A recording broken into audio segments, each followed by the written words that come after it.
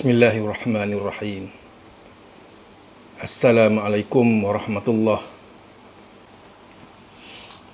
Apa itu kita kata sabar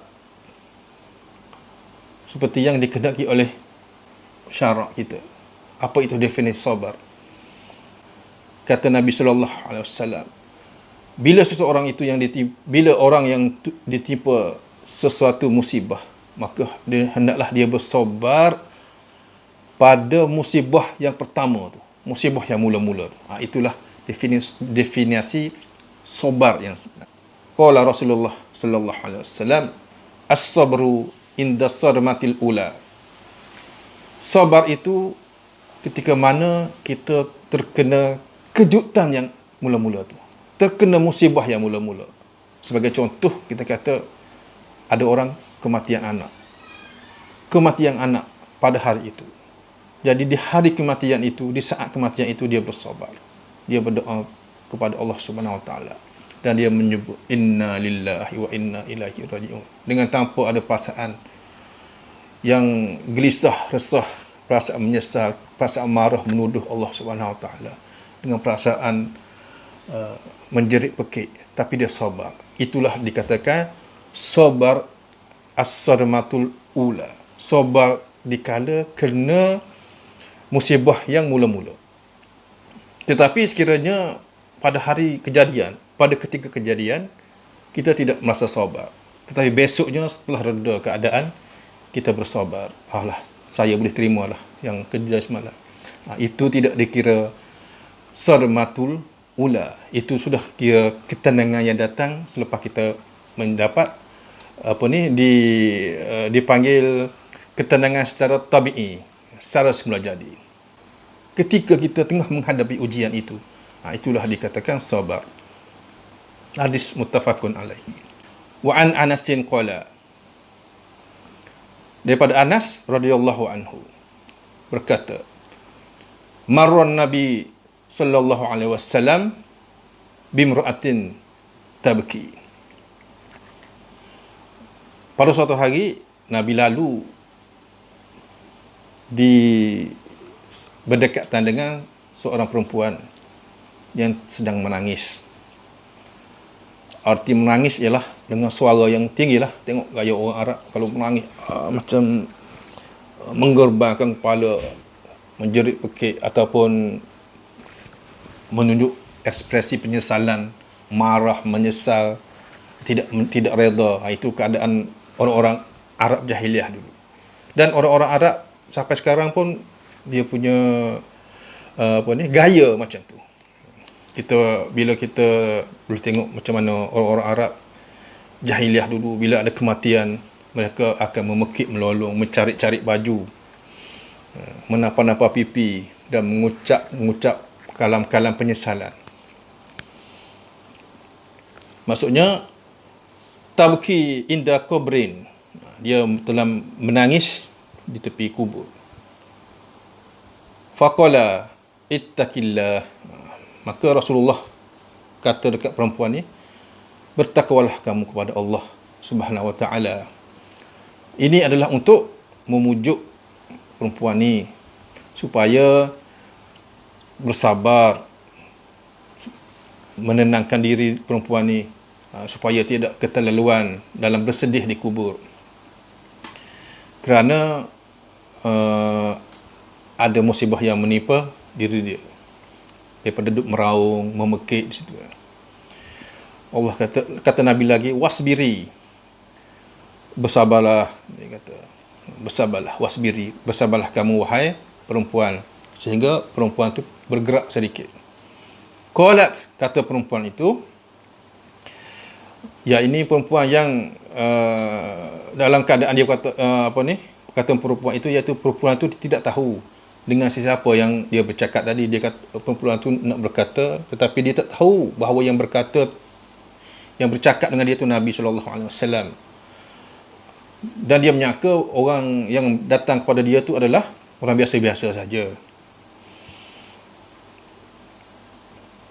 Jadi katanya ilaika. Maksud di sini ilaika ni, kita katakan di sini adalah isim fa'il, bermaksud jauhlah kamu daripada aku, ataupun tepi, macam tu. Ilaika, jauh, tepi. Ilaika anni, jauhlah diri kamu daripada aku. Janganlah kamu nak mencaci aku, nak menghejek aku, nak mengherdik aku.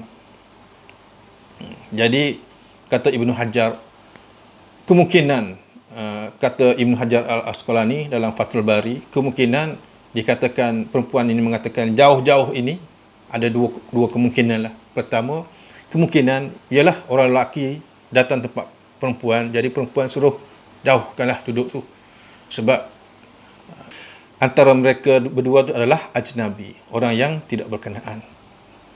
Ataupun ada kemungkinan juga perempuan itu akan mengatakan, ini hal aku, kamu jangan masuk campur. Lebih kurang yang diterangkan oleh Ibnu Hajar. Dia kata lagi, fa'innaka lam tusab, sesungguhnya benda ni tak berlaku kepada kamu. Kamu boleh cakap macam-macam, benda ni berlaku kepada aku. Bimusibati, maknanya memang dia kena akulah ujian ni. Walam ta'rifhu, jadi perempuan ini tidak mengenal orang yang datang kepadanya itu adalah Nabi sallallahu alaihi wasallam. Lalu Nabi pun pergilah daripada situ.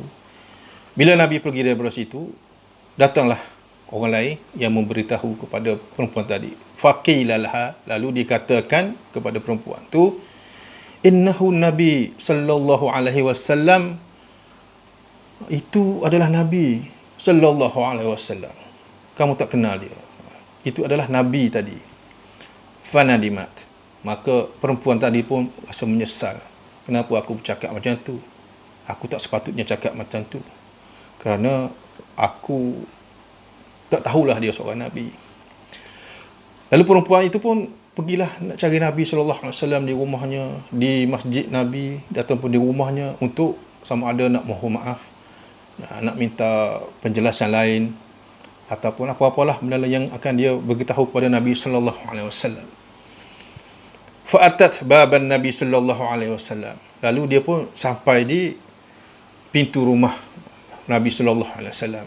Di rumah Nabi lah, dia jumpalah dia rumah Nabi setelah ditunjuk oleh orang-orang.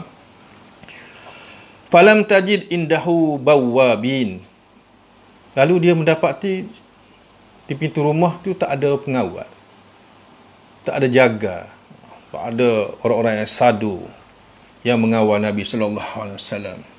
Sebagaimana adat bagi orang-orang yang besar, raja-raja yang hebat, semuanya ada pengawal, bodyguard. Sedangkan dia ketahui kalau Nabi lagi hebat daripada raja-raja, lagi hebat daripada orang besar, dia sudah tentu banyak pengawal, banyak pengikutnya yang menjaga kawasan rumah. Lalu faqalat lam a'rifka, kata wanita itu, aku tidak kenal engkau ya Rasulullah. Jadi kenapa dia tidak kenal Rasulullah sallallahu alaihi wasallam? Sebab dia kata, bila aku tahu orang sebut Rasulullah, dalam fikiran aku ni dah tentu digambarkan dengan pakaian yang hebat-hebat, datang dengan perkenderaan yang hebat-hebat, datang pula dengan diiringi oleh pengawal-pengawal. Jadi bila engkau datang dalam keadaan orang biasa macam tu, aku pun tidak sangka engkau adalah Nabi sallallahu alaihi wasallam.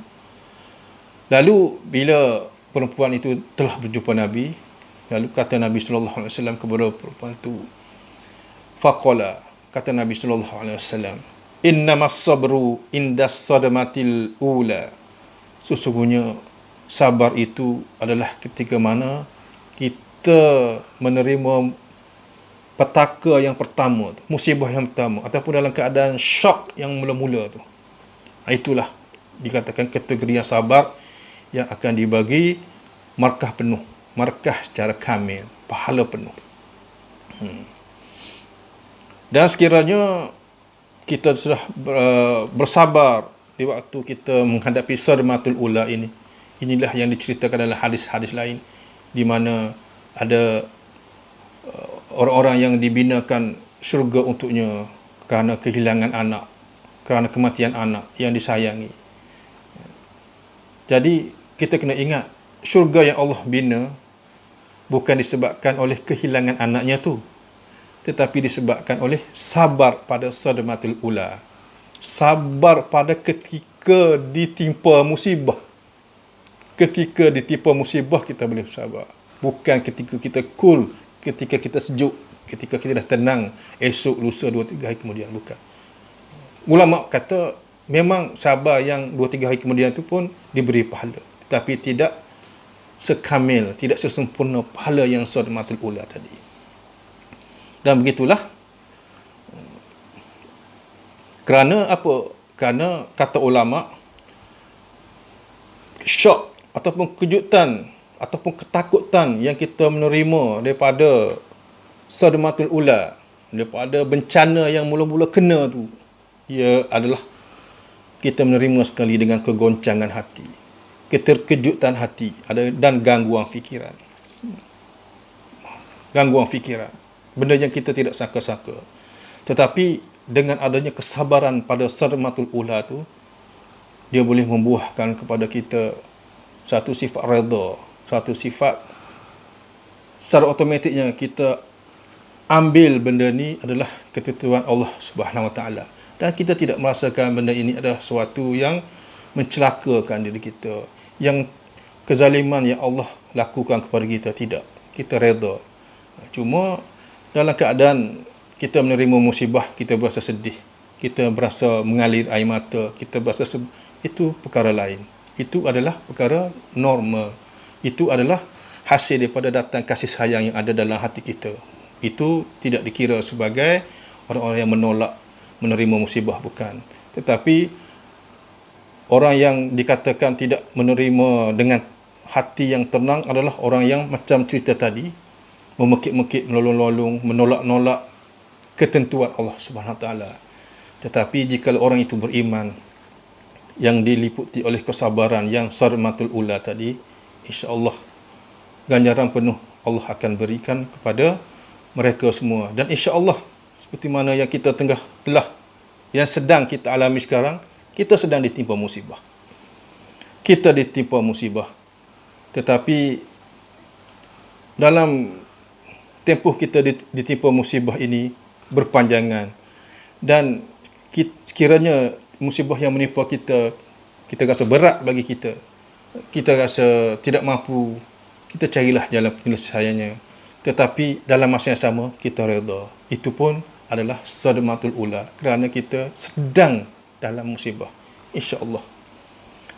Allah berfirman, alladzina idza asabathum musibah qalu inna lillahi wa inna ilaihi raji'un. Dan orang-orang yang ditimpa sesuatu kesusahan, mereka berkata, sesungguhnya kami adalah kepunyaan Allah dan kepadanya jualah kami kembali. Ini adalah sifat, kata-kata ini adalah sifat alladzina iza asabathum musibah. Ini adalah sifat kepada orang-orang yang telah diberi ganjaran oleh Allah Subhanahu Wa Taala. Kerana ayat sebelumnya Allah berfirman, wabasyiris sabirin, berilah berita gembira kepada orang-orang yang sabar. Seperti mana sabar yang kita jelaskan di atas tadi. Sifat-sifat orang sabar tu, apa itu sifat-sifat orang sabar? Alladzina idza asabathum musibah, iaitu orang-orang yang bila ditimpa kepada mereka satu musibah, qalu, mereka berkata, inna lillahi wa inna ilaihi raji'un. Sesungguhnya kita semua adalah milik Allah, kepunyaan Allah, dan kepadanya jualah kami semua kembali. Alhamdulillah. Sahabat-sahabat, para penonton yang dimuliakan oleh Allah sekalian, sedikit sebanyak penjelasan yang kita kongsikan pada kali ini. Semoga dengan pengkongsian ini dapatlah memberi manfaat dan dapatlah memberi hala tuju kepada kita apa yang harusnya kita lakukan dan apa yang tidak harus kita lakukan semasa Allah Subhanahu Wa Taala menguji kita dengan sedikit ujian. Sekian, wabillahil hidayah wat taufiq. Wassalamualaikum warahmatullahi wabarakatuh.